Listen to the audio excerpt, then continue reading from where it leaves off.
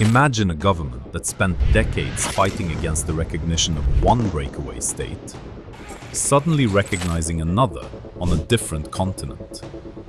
Imagine calling territorial integrity sacred, then tearing it apart when it serves your interests. This isn't a hypothetical.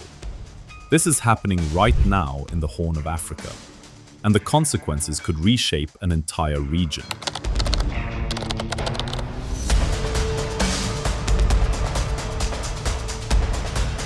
Anything else, I want you to know that I'm signing now, as we speak, Israel's official recognition of Somaliland and its right of self-determination.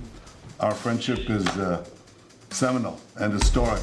In what has been condemned as a flagrant violation of international law, Benjamin Netanyahu's government has unilaterally recognized Somaliland, a breakaway region of Somalia, as an independent state. This decision has shattered decades of African diplomatic consensus and sparked international outrage. But this isn't just about drawing new lines on a map. This is about militarization, hypocrisy, and a dangerous precedent that could destabilize an entire continent. This is a wonderful day. It's a historic day. And of course, I'll communicate to President Trump your willingness and desire to join the Abraham Accords. So thank you, Mr. President. Please convey my best regards and the best regards of the people of Israel to the independent people of Somaliland. Thank you, sir. So what's really going on here? Tel Aviv frames this as a historic friendship, promising agricultural cooperation and economic partnership. But look closer, and you'll find something else entirely: the el-Mandeb Strait. This narrow waterway is one of the world's most strategic choke points, connecting the Red Sea to the Gulf of Aden. By establishing a sovereign partner in Hargeisa, the capital of Somaliland, Israel gains what critics call a forward operating base, a military foothold to counter Houthi forces in Yemen and secure a maritime corridor that bypasses traditional regional oversight. The Turkish Foreign Ministry didn't mince words, calling this a new example of the Netanyahu government's unlawful actions aimed at creating instability at both regional and global levels. They warned that such interference invites proxy conflicts into an already volatile region. This isn't statecraft. This is militarization disguised as diplomacy, and it's turning the Horn of Africa into another theater for external powers to wage their battles. But here's where it gets truly remarkable. For decades, Israel has aggressively lobbied against international recognition of a Palestinian state. The argument? Territorial integrity, security concerns, the sanctity of established borders.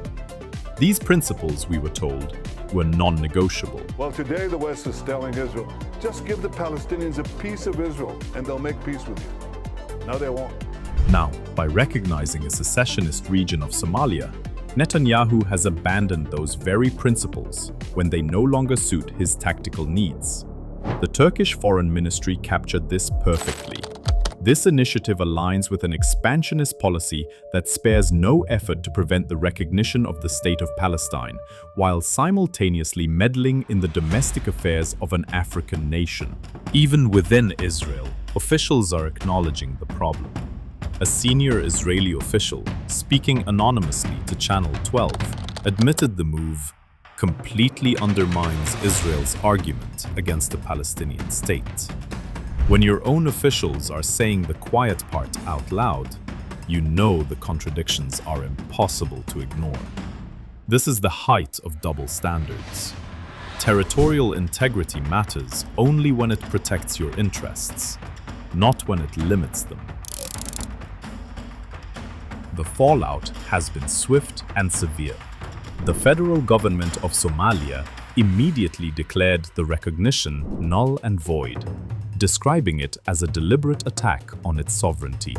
The Federal Republic of Somalia reaffirms its absolute and non-negotiable commitment to its sovereignty, national unity, and territorial integrity as enshrined in the Provisional Constitution of the Federal Republic of Somalia, the Charter of the United Nations, and the Constitutive Act of the African Union. The federal government of Somalia categorically and unequivocally rejects the deliberate attack to its sovereignty and the unlawful step by Israel purporting to recognize the northern region of Somalia. The Somaliland region is an integral, inseparable, and inalienable part of the sovereign territory of the Federal Republic of Somalia. But the condemnation goes far beyond Mogadishu.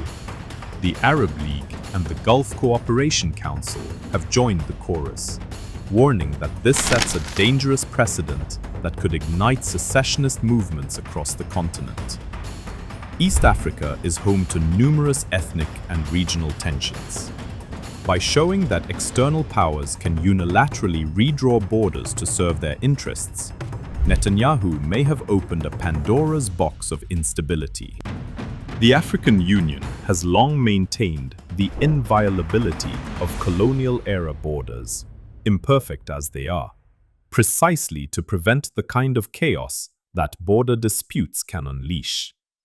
By bypassing the AU entirely, Netanyahu has been accused of practicing neo-colonial diplomacy, treating African sovereignty as a bargaining chip in a larger geopolitical game. Critics warn of a potential Balkanization of East Africa, where the region fragments into competing statelets, each backed by different external powers pursuing their own agendas. The parallels to historical interventions that left lasting scars are impossible to ignore. What we're witnessing in Somaliland is more than just diplomatic maneuvering. It's a case study in how great power politics can sacrifice regional stability on the altar of narrow strategic interests. It's a reminder that principles like territorial integrity and sovereignty are only as strong as the commitment of those who claim to uphold them. The question now is whether the international community will allow this precedent to stand, or whether this moment will galvanize a broader defense of the rules-based order that has, for all its flaws, helped prevent even greater chaos. The Horn of Africa is watching. The world should be too.